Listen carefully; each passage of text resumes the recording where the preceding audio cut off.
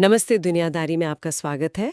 आज हम चर्चा करेंगे संयुक्त राष्ट्र और वैश्विक शासन पर, यानी यूएन और ग्लोबल गवर्नेंस। नमस्कार। मतलब यूएन ये नाम तो हम सब ने सुना ही है, सिक्योरिटी काउंसिल है, पीस कीपिंग फोर्सेस है, लेकिन ये काम कैसे करता है, क्यों बना था और आजकल की इतनी तेज दुनिया में ये कितना रिलेवेंट है, ये समझना जरूरी लगता है, क्योंकि दुनिया के सारे देश कैसे एक साथ आते हैं या मतलब आने की कोशिश करते हैं, वो इसी से जुड़ा है। बिल्कुल।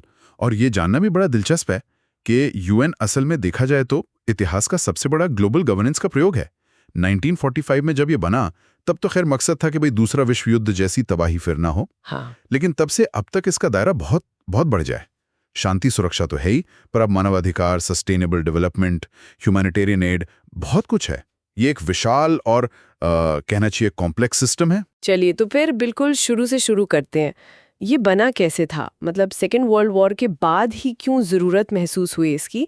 और मैंने सुना है कि इससे पहले एक लीग ऑफ नेशंस भी था। हाँ। वो क्यों फेल हो गया था? क्या उससे कुछ सबक लिया यूएन ने? हाँ, बिल्कुल। इसकी नींव कह सकते हैं कि दूसरे विश्व युद्ध की राख परी रखी गई थी और लीग ऑफ नेशंस की जो नाकामियां थी उनसे बहुत कुछ सीखा गया। लीग ऑफ नेशंस बना था पहले विश्व युद्ध के बाद, लेकिन उसमें एक तो अमेरिका शामिल नहीं हुआ। ओके। और उसके पास नियम लागू करवाने की कोई खास ताकत नहीं थी, तो वो हिटलर जैसे तानाशाहों को रोक नहीं पाया, वो फेल हो गया। तो 1945 में सैन फ्रांसिस्को में 51 देशों ने मिलकर ये यूएन चार्टर साइन किया। ओके। मकसद साफ था, 4 मुख्य बातें थीं जैसा आपने पूछा। 1, दुनिया में शांति और सुरक्षा बनाए रखना। 2, देशों के बीच दोस्ती बढ़ाना। 3, जो ग्लोबल प्रॉब्लम्स हैं उन्हें मिलकर सुलझाना। और चौथा, इन सब कामों के लिए एक सेंटर बनना जहां देश आपस में कोऑर्डिनेशन कर सकें। सुनने में तो ये बहुत अच्छा लगता है, काफी आइडियलिस्टिक है ना? हाँ, है तो। लेकिन फिर इसमें ये P5 वाली बात कहाँ से आई? मेरा मतलब है ये 5 स्थायी सदस्य, अमेरिका, रूस, यूके, फ्रांस, चीन और उनकी वीटो पावर, ये तो शुरू से एक तरह का पावर इम्बैलेंस दिखाता है, नहीं? आपने बिल्कुल सही नुक्ता पकड़ा है।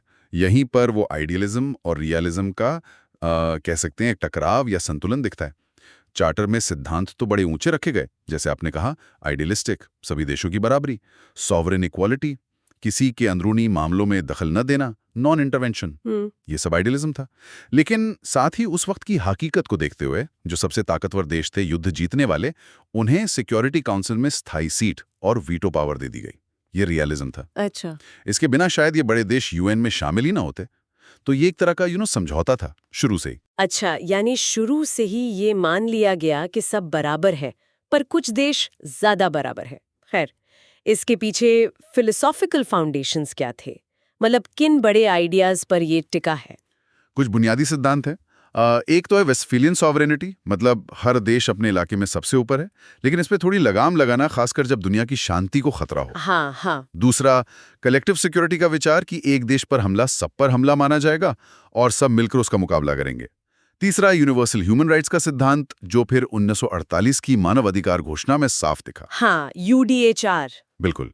और चौथा, एक रूल बेस्ड इंटरनेशनल ऑर्डर बनाने की कोशिश, मतलब दुनिया नियमों के हिसाब से चले, जिसकी लाठी उसकी भैंस वाली बात ना हो। ठीक है, तो ये तो हुई इसके बनने की कहानी और सिद्धांत। अब आते हैं इसके ढांचे पर। इसके मेन ऑर्गन्स कौन कौन से हैं? सबसे पहले तो जनरल असेंबली का नाम आता है, महासभा। ये क्या है? जनरल असेंबली को आप दुनिया की संसद जैसा समझ सकते हैं एक तरह से। इसमें यूएन के सभी सदस्य देश शामिल हैं। आज 193 हैं। वो 93। हाँ। और हर देश का एक वोट, चाहे वो अमेरिका हो या कोई छोटा सा द्वीप देश, तुवालू। अच्छा। ये एक बड़ा मंच है जहां दुनिया भर के मुद्दों पर बहस होती है, प्रस्ताव पास होते हैं। हालांकि ये प्रस्ताव ज्यादातर नॉन बाइंडिंग होते हैं, मतलब कानूनी तौर पर मानना जरूरी नहीं। हाँ, ज्यादातर नहीं। लेकिन फिर भी ये ग्लोबल एजेंडा तय करने में, यूएन का बजट पास करने में और सिक्योरिटी काउंसिल के जो अस्थायी सदस्य होते हैं उन्हें चुनने में अहम भूमिका निभाती है। खासकर छोटे देशों के लिए अपनी बात रखने का ये बहुत महत्वपूर्ण मंच है। और सिक्योरिटी काउंसिल, सुरक्षा परिषद, ये तो सबसे ज्यादा पावरफुल लगती है। फिल्मों वगैरह में भी इसी का जिक्र होता है ज्यादातर। हाँ, क्योंकि इसकी जिम्मेदारी सीधी अंतर्राष्ट्रीय शांति और सुरक्षा बनाए रखने की है। और इसके पास इसे लागू करने के लिए असली दांत हैं। इसमें 15 सदस्य होते हैं। 15? हाँ, 5 तो वो स्थायी सदस्य P5 जिनके पास वीटो पावर है। वीटो पावर यानी वो किसी भी प्रस्ताव को अकेले रोक सकते हैं। और 10 अस्थायी सदस्य होते हैं जो 2-2 साल के लिए चुने जाते हैं रीजनल रोटेशन से। यही वो बॉडी है जो देशों पर प्रतिबंध सैंक्शंस लगा सकती है, सैन्य कार्रवाई को मंजूरी दे सकती है और पीस कीपिंग मिशन भेज सकती है। और सबसे बड़ी बात, इसके फैसले सभी सदस्य देशों पर लीगली बाइंडिंग होते हैं। अच्छा, लीगली बाइंडिंग, ये तो बड़ी बात है। हाँ, यही सिक्योरिटी काउंसिल की असली ताकत है। ये वीटो पावर वाकई में, खैर इस पर हम अब बाद में और बात करेंगे जरूर। बाकी मुख्य अंग कौन से आपने कहा था? इकोसॉक, आईसीजे, सेक्रेटेरिएट, ये सब? बिल्कुल। इकोनॉमिक एंड सोशल काउंसिल यानी इकोसॉक, ये आर्थिक, सामाजिक और पर्यावरण के मुद्दों पर काम करता है। और जो यूएन की बाकी एजेंसियां हैं उनके बीच कोऑर्डिनेशन देखता है। इसमें 54 सदस्य देश होते हैं जो चुने जाते हैं। ओके। फिर है international court of justice, ICJ या विश्व न्यायालय, हेग में है ये। हाँ, हेग में। ये देशों के बीच जो कानूनी झगड़े होते हैं उन्हें सुलझाता है और सलाह देता है। फिर है सेक्रेटेरिएट यानी सचिवालय, ये यूएन का रोजमर्रा का काम देखता है, एडमिनिस्ट्रेशन संभालता है और इसका मुखिया होता है सेक्रेटरी जनरल। सेक्रेटरी जनरल, हाँ। जो यूएन का चीफ एडमिनिस्ट्रेटिव ऑफिसर होता है और वो दुनिया का ध्यान अहम मुद्दों पर खींच सकता है, यहां तक कि सिक्योरिटी काउंसिल को भी आगाह कर सकता है अगर उसे लगे कि शांति को खतरा है। अच्छा। एक ट्रस्टीशिप काउंसिल भी था पहले, जो कॉलोनीज को आज़ादी दिलाने में मदद करता था, पर अब उसका काम 1994 में खत्म हो चुका है। ठीक है, लेकिन इन 6 अंगों के अलावा भी तो यूएन सिस्टम बहुत बड़ा है ना? हम सुनते हैं डब्ल्यूएचओ, यूनिसेफ, यूनेस्को, ये सब कैसे जुड़े हैं इससे? हाँ, बिल्कुल।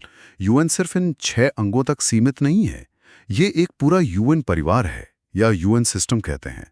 इसमें डब्ल्यूएचओ, स्वास्थ्य, आईएलओ, श्रम, यूनेस्को, शिक्षा, संस्कृति जैसी स्पेशलाइज्ड एजेंसीज हैं। ये अपने अपने फील्ड में एक्सपर्ट हैं और उनका अपना बजट, अपनी मेंबरशिप होती है। ये यूएन से जुड़ी हैं पर काफी हद तक स्वतंत्र हैं। फिर हैं यूएनडीपी विकास, यूनिसेफ बच्चों के लिए, यूएनएचसीआर शरणार्थियों के लिए, डब्ल्यूएफपी खाद्य सुरक्षा जैसे प्रोग्राम्स एंड फंड्स, ये सीधे यूएन के तहत काम करते हैं। ओके। और फिर आईएईए परमाणु ऊर्जा जैसे रिलेटेड ऑर्गेनाइजेशंस भी हैं। तो ये पूरा सिस्टम काफी फैला हुआ है, विकेंद्रीकृत है, डिसेंट्रलाइज्ड है। इसका फायदा नुकसान दोनों होगा फिर? बिल्कुल। फायदा यह है कि हर एजेंसी अपने काम में माहिर है, एक्सपर्टीज है, फ्लेक्सिबिलिटी है। लेकिन नुकसान यह है कि इन सब के बीच तालमेल बिठाना, कोऑर्डिनेशन करना, वो एक बहुत बड़ी चुनौती बन जाता है कई बार। समझ गई। तो अब आते हैं यूएन के काम पर। सबसे पहले शांति और सुरक्षा, पीस कीपिंग ऑपरेशंस के बारे में बहुत सुनते हैं। वो नीले हेलमेट वाले सैनिक, ये कितने सफल रहे हैं? देखिए, इसका रिकॉर्ड मिला जुला है, जैसे अंग्रेजी में मिक्स्ड रिकॉर्ड कहते हैं। 1948 से लेकर अब तक 70 से ज्यादा ऑपरेशन हुए हैं। 70 से ज्यादा? हाँ, कुछ सफलताएं जरूर हैं, जैसे नामीबिया को आजादी दिलाने में मदद करना या एल साल्वाडोर और मोजाम्बिक में गृह युद्ध खत्म करवाने में भूमिका निभाना। ये सफल मिशन माने जाते हैं। लेकिन भयानक विफलताएं भी हैं जिनका जिक्र करना जरूरी है। रवांडा में 1994 का नरसंहार, हाँ वो तो, जहां यूएन फोर्स मौजूद थी लेकिन 8 लाख लोगों को मरने से नहीं रोक पाई। या स्रेब्रेनिका, बोस्निया में 1995 का नरसंहार, जहां यूएन के सेफ एरिया में सोचिए 8000 मुस्लिम पुरुषों और लड़कों का कत्ल कर दिया गया। ये यूएन पीस कीपिंग के इतिहास पर काले धब्बे हैं। सोमालिया में 1993 का मिशन भी बुरी तरह फेल हुआ था। ये तो वाकई भयानक है। मतलब सिर्फ सेना भेज देना ही काफी नहीं होता। अच्छा, क्या प्रिवेंटिव डिप्लोमेसी में, यानी लड़ाई शुरू होने से पहले रोकने की कोशिश में, या मीडिएशन, मध्यस्थता में यूएन ज्यादा कामयाब रहा है? ये काम ज्यादातर पर्दे के पीछे होता है, क्वाइट डिप्लोमेसी कहते हैं इसे। सेक्रेटरी जनरल और उनके जो स्पेशल एनवॉयज होते हैं वो अक्सर देशों के बीच तनाव कम करने या बातचीत शुरू करवाने की कोशिश करते रहते हैं। इसमें कुछ सफलताएं मिली भी हैं, जैसे साइप्रस में लंबे समय से चल रहे विवाद में कुछ प्रगति हुई। कोलंबिया में सरकार और फार्क विद्रोहियों के बीच जो शांति समझौता हुआ उसमें यूएन की मध्यस्थता अहम थी। कई अफ्रीकी संघर्षों में भी भूमिका रही है, लेकिन ये बहुत मुश्किल काम है। इसके लिए संबंधित देशों की रजामंदी चाहिए होती है और अक्सर ये कोशिशें या तो नाकाम रहती हैं या दुनिया को पता भी नहीं चलता कि यूएन ने कुछ किया था। और प्रतिबंध, सैंक्शंस, वो कितने असरदार होते हैं? पहले यूएन क्या करता था कि पूरे देश पर कड़े आर्थिक प्रतिबंध लगा देता था, जैसे 1990s में इराक पर लगाए थे। हाँ, वो सद्दाम हुसैन के टाइम पे। बिल्कुल। लेकिन उसका नतीजा ये हुआ कि वहां आम लोगों को, बच्चों को भारी मुसीबत झेलनी पड़ी। कुपोषण फैला, दवाइयों की कमी हुई, बहुत मानवीय तबाही हुई। इससे सबक लेकर अब यूएन ज्यादातर टारगेटेड सैंक्शंस या स्मार्ट सैंक्शंस लगाता है। टारगेटेड मतलब प्रतिबंध किसी खास व्यक्ति पर लगते हैं, जैसे कोई आतंकवादी नेता या तानाशाह, या खास कंपनियों पर या खास सेक्टर पर, जैसे हथियारों की खरीद फरोख्त पर या तेल के व्यापार पर, ताकि आम जनता पर असर कम से कम हो। अब ये कितने प्रभावी हैं, इस पर बहस चलती रहती है। कभी ये दबाव बनाने में कामयाब होते हैं, कभी नहीं। ये उस देश की अंदरूनी राजनीति और बाहरी सपोर्ट पर भी निर्भर करता है। ठीक है। शांति सुरक्षा के अलावा मानवाधिकार, ह्यूमन राइट्स, भी यूएन का एक मुख्य काम माना जाता है। इस फील्ड में क्या किया है यूएन ने? देखिए, यहाँ यूएन का योगदान काफी महत्वपूर्ण रहा है, खासकर नियम और मानक बनाने में, नॉर्म सेटिंग में। 1948 की universal declaration of human rights, UDHR, वो एक मील का पत्थर थी। हाँ, वो तो बहुत फेमस है। बिल्कुल। उसके बाद फिर नागरिक और राजनीतिक अधिकारों पर आईसीसीआर और आर्थिक, सामाजिक, सांस्कृतिक अधिकारों पर आईसीएससीआर अंतर्राष्ट्रीय समझौते हुए 1966 में, और फिर महिलाओं के खिलाफ भेदभाव मिटाने पर कन्वेंशन, यातना के खिलाफ कन्वेंशन, बच्चों के अधिकारों पर कन्वेंशन, विकलांगों के अधिकारों पर, ऐसी कई संधियां बनी। एक पूरा ढांचा तैयार किया गया है अंतर्राष्ट्रीय मानवाधिकार कानून का। लेकिन नियम बनाना एक बात है, उन्हें लागू करवाना दूसरी बात है। क्या यूएन मानवाधिकार उल्लंघन रोक पाता है असल में? यहीं पर असली चुनौती है। यूएन के पास मानवाधिकार लागू करवाने के लिए सीधी इन्फोर्समेंट पावर, मतलब डंडा चलाने की ताकत, बहुत सीमित है। इसके पास ह्यूमन राइट्स काउंसिल है जिनेवा में। वो देशों के रिकॉर्ड की समीक्षा करता है, जिसे यूनिवर्सल पीरियोडिक रिव्यू या यूपीआर कहते हैं। शिकायतें सुनता है, जांच करवा सकता है। फिर ट्रीटी बॉडीज हैं जो देखती हैं कि देश संधियों का पालन कर रहे हैं या नहीं। स्पेशल रैपोर्टर्स होते हैं जो खास मुद्दों या देशों पर रिपोर्ट करते हैं। लेकिन ये सब रिपोर्टिंग वगैरह ही हुई ना? हाँ, ज्यादातर ये नेमिंग एंड शेमिंग तक सीमित है। मतलब किसी देश का नाम लेकर उसे शर्मिंदा करना कि भाई आपके यहाँ ये गलत हो रहा है। कई बार देश इन रिपोर्टों को नजरअंदाज कर देते हैं या कहते हैं कि ये हमारे अंदरूनी मामले हैं। और अक्सर मानवाधिकार के मुद्दे पर राजनीति हावी हो जाती है। देश अपने दोस्तों के उल्लंघनों पर चुप रहते हैं और दुश्मनों के खिलाफ आवाज उठाते हैं। इसे सेलेक्टिव एनफोर्समेंट कहते हैं। ये एक बड़ी समस्या है। सही बात है। अब आते हैं विकास पर, डेवलपमेंट पे। हमने मिलेनियम डेवलपमेंट गोल्स एमडीजीज के बारे में सुना था, और अब सस्टेनेबल डेवलपमेंट गोल्स एसडीजीज चल रहे हैं। ये क्या है और कितने सफल रहे? एमडीजीज थे 2000 से 2015 तक। उसमें 8 मुख्य लक्ष्य थे, जैसे गरीबी आदी करना, भुखमरी कम करना, बच्चों की स्कूल में भर्ती बढ़ाना, माँ और बच्चे की सेहत सुधारना वगैरह। इसमें कुछ सफलता मिली, खासकर गरीबी कम करने में चीन और भारत जैसे देशों की वजह से, लेकिन कई लक्ष्य अधूरे रह गए। फिर 2015 में आए एसडीजीज, सस्टेनेबल डेवलपमेंट गोल्स, जो 2030 तक के लिए हैं। ये ज्यादा व्यापक हैं, ज्यादा महत्वाकांक्षी हैं। 17 लक्ष्य हैं इसमें। 17? हाँ, 17 गोल्स हैं, जिनमें गरीबी, भूख, स्वास्थ्य, शिक्षा, लैंगिक समानता, साफ पानी, सस्ती और क्लीन एनर्जी, आर्थिक विकास, इंडस्ट्री, असमानता कम करना, शहर, क्लाइमेट एक्शन, समुद्र, जमीन, शांति, न्याय, सब कुछ शामिल है। ये एक तरह से पूरी दुनिया के लिए एक साझा एजेंडा है कि हमें 2030 तक कहाँ पहुँचना है। ये तो बहुत एम्बिशियस लगता है। तो एम्बिशियस, लेकिन इन्हें हासिल करने के लिए भारी भरकम पैसा चाहिए। जो फाइनेंसिंग गैप है वो बहुत बड़ा है। देशों की राजनीतिक इच्छा शक्ति, पॉलिटिकल विल चाहिए, और प्रगति को सही से मापना, मेजरमेंट, वो भी एक चुनौती है। कोविड ने इसमें और मुश्किलें खड़ी कर दी। हाँ, वो तो है। और क्लाइमेट चेंज, ये तो आज शायद सबसे बड़ा खतरा है पूरी दुनिया के लिए। इसमें यूएन क्या कर रहा है? क्लाइमेट चेंज पर बातचीत के लिए जो मुख्य मंच है, यूएनएफसीसी, यानी UN framework convention on climate change, वो यूएन से ही जुड़ा है। अच्छा। इसी के तहत वो सालाना बड़ी कॉन्फ्रेंसेस होती हैं, कॉप मीटिंग्स, और इसी के तहत पेरिस समझौता हुआ था 2015 में। हाँ, पेरिस एग्रीमेंट। वो एक बड़ी उपलब्धि मानी जाती है, क्योंकि लगभग सभी देशों ने पहली बार उत्सर्जन कम करने का वादा किया, अपने अपने हिसाब से। लेकिन यहां भी वही समस्या है, वादे काफी नहीं हैं और उन्हें लागू करने में देश पीछे हैं। गैप बहुत बड़ा है, जो वादे किए गए हैं और जो असल में जरूरी है, तापमान को 1.5 डिग्री तक सीमित रखने के लिए। यूएन की दूसरी एजेंसियां भी क्लाइमेट एक्शन पर काम कर रही हैं, जैसे UNEP, environment programme, WMO, meteorological organisation. लेकिन ये चुनौती बहुत बड़ी है और अकेले यूएन के बस की बात नहीं है। ठीक है। अब जरा बात करते हैं यूएन की अपनी चुनौतियों और सीमाओं की। आपने शुरू में P5 वीटो का जिक्र किया था। क्या ये सबसे बड़ी बाधा है यूएन के काम में? ये निश्चित रूप से सबसे बड़ी संरचनात्मक स्ट्रक्चरल बाधाओं में से एक है। वीटो पावर की वजह से सिक्योरिटी काउंसिल कई बार पूरी तरह लकवाग्रस्त, पैरालाइज्ड हो जाती है, खासकर जब P5 देशों के अपने हित टकराते हों। कोई उदाहरण? सबसे ताज़ा और दुखद उदाहरण सीरिया का है। वहां सालों से गृह युद्ध चल रहा है, लाखों लोग मारे गए, करोड़ों बेघर हुए।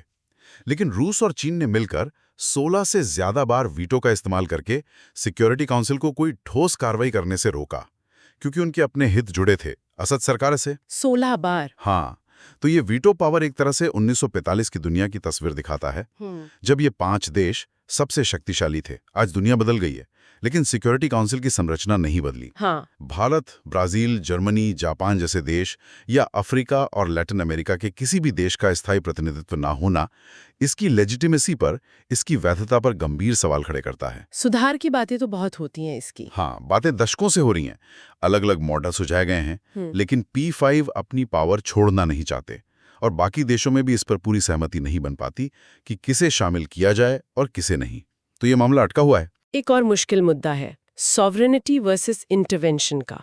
मतलब किसी देश की संप्रभुता का सम्मान करें या अगर वहां मानवाधिकारों का घोर उल्लंघन हो रहा हो, नरसंहार हो रहा हो, तो हस्तक्षेप करें। रिस्पॉन्सिबिलिटी टू प्रोटेक्ट R2P का सिद्धांत इसी से जुड़ा था शायद। उसका क्या हुआ? हाँ, R2P 2005 में वो वर्ल्ड समिट में अपनाया गया था। इसका विचार था कि हर राज्य की, हर स्टेट की पहली जिम्मेदारी है अपनी जनता को 4 बड़े अपराधों से बचाने की: नरसंहार, युद्ध अपराध, जातीय सफाया और मानवता के खिलाफ अपराध।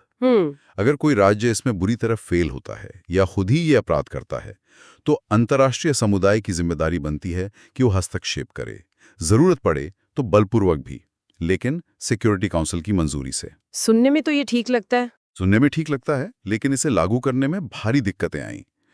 लिबिया में 2011 में R2P के नाम पर हस्तक्षेप हुआ नेटो द्वारा, सिक्योरिटी काउंसिल की मंजूरी से। लेकिन आलोचकों का कहना है कि वो हस्तक्षेप अपने दायरे से आगे बढ़ गया और सत्ता परिवर्तन यानी रिजीम चेंज में बदल गया। अच्छा। इससे रूस और चीन जैसे देश और ज्यादा शंकित हो गए R2P को लेकर। दूसरी तरफ सीरिया में इतने भयानक अत्याचारों के बावजूद R2P लागू नहीं हुआ क्योंकि रूस ने वीटो कर दिया। म्यांमार में रोहिंग्या समुदाय के साथ जो हुआ, उसमें भी दुनिया ज्यादा कुछ नहीं कर पाई। तो ये सिद्धांत बहुत विवादास्पद है और इसका इस्तेमाल बहुत सेलेक्टिव रहा है। कब लागू होगा, कब नहीं, ये बड़ी शक्तियों के हितों पर निर्भर करता है। मुझे हमेशा ये बात हैरान करती है कि इतने सारे काम करने वाले यूएन के पास पैसा कहाँ से आता है? क्या रिसोर्स कंस्ट्रेंट्स, मतलब पैसे की कमी भी एक बड़ी समस्या है? हाँ, पैसे की कमी एक कह सकते हैं दायमी समस्या है, हमेशा बनी रहती है। यूएन का जो कोर बजट है, रेगुलर बजट जिससे सचिवालय वगैरह चलता है, वो सालाना करीब $3 बिलियन है। बस $3 बिलियन? हाँ, ये सुनने में ज्यादा लगता है, लेकिन न्यूयॉर्क शहर के पुलिस डिपार्टमेंट का बजट इससे ज्यादा है। अरे! पीस कीपिंग का बजट अलग होता है, वो करीब $6 बिलियन के आसपास रहता है, जो दुनिया भर में इतने जटिल मिशन चलाने के लिए अक्सर कम पड़ता है।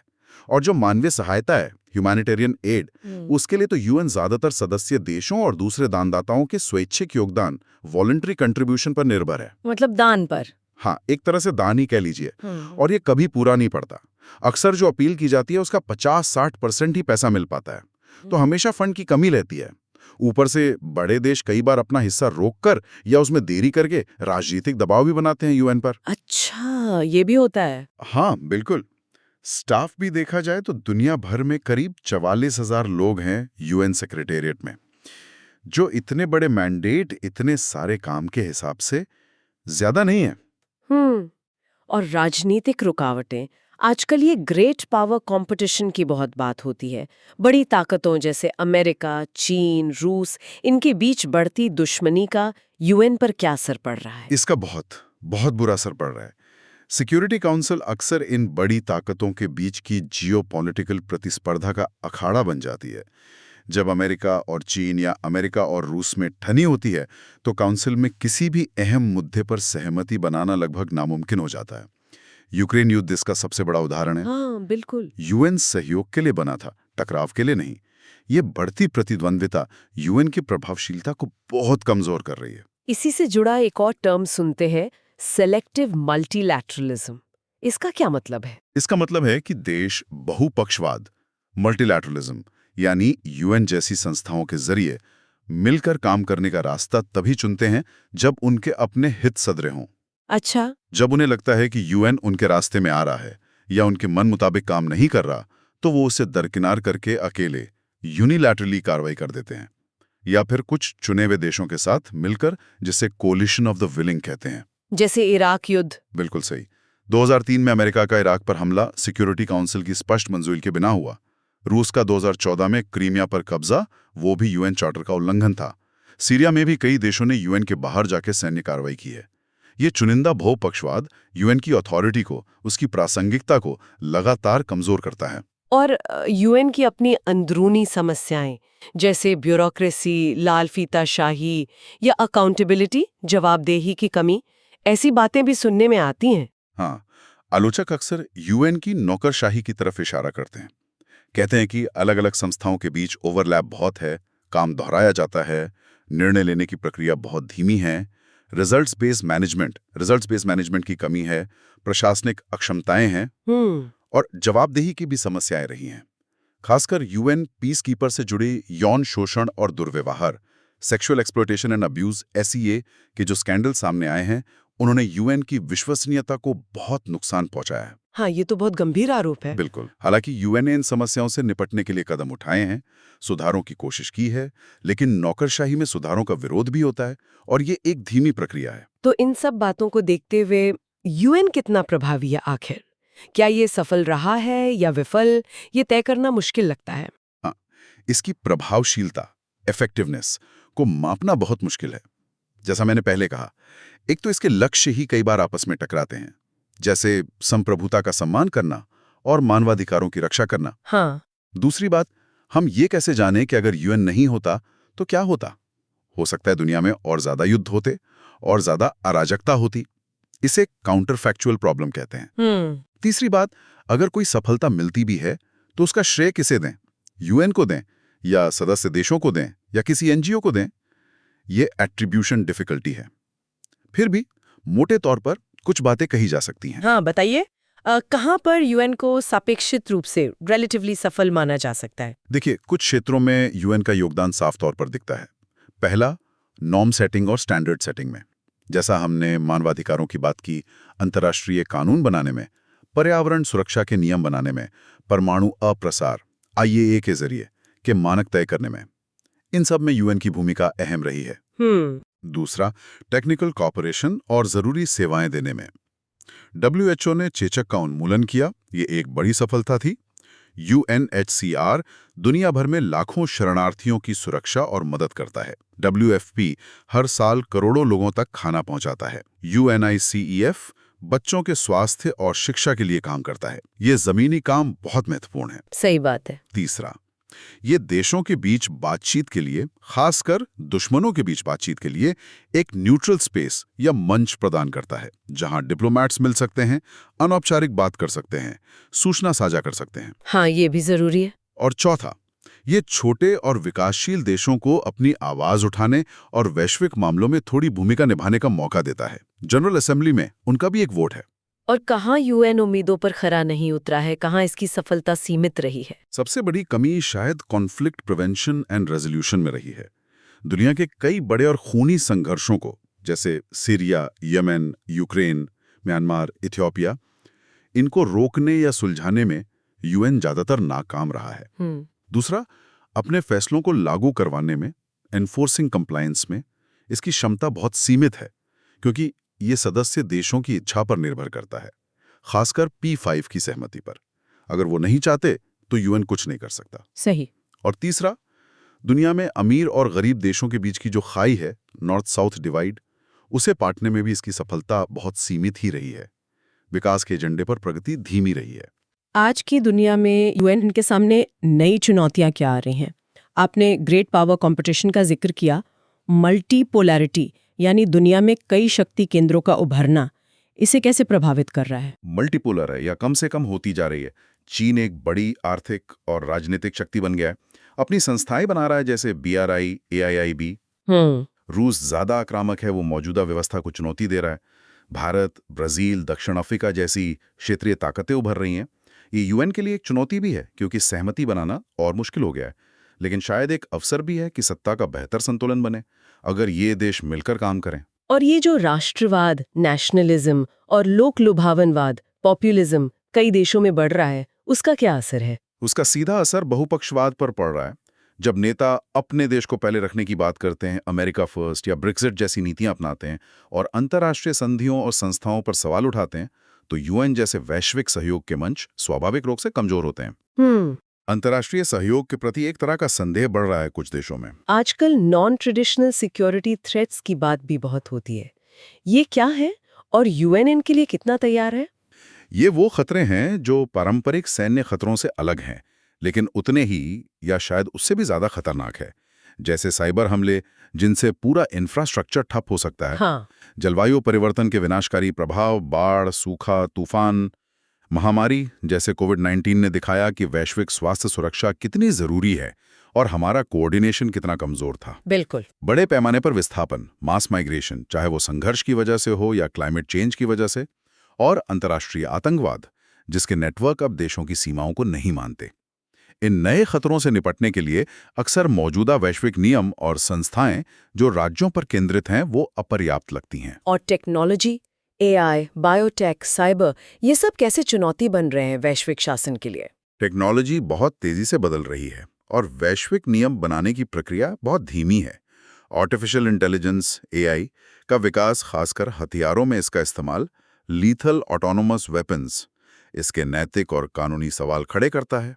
जेनेटिक इंजीनियरिंग, बायोटेक्नोलॉजी के क्या नियम हो, साइबर स्पेस का रेगुलेशन कैसे हो, ऑनलाइन डिसइंफॉर्मेशन और फेक न्यूज से कैसे निपटा जाए, क्रिप्टो करेंसी को कैसे रेगुलेट किया जाए, इन सब पर वैश्विक सहमति बनाना और नियम लागू करना एक बहुत बड़ी चुनौती है, जिसमें यूएन अभी संघर्ष कर रहा है। क्या इसमें नॉन स्टेट एक्टर्स, मतलब जो सरकारें नहीं हैं, जैसे बड़ी कंपनियां, एनजीओज या आतंकवादी समूह, उनका रोल भी बढ़ गया है?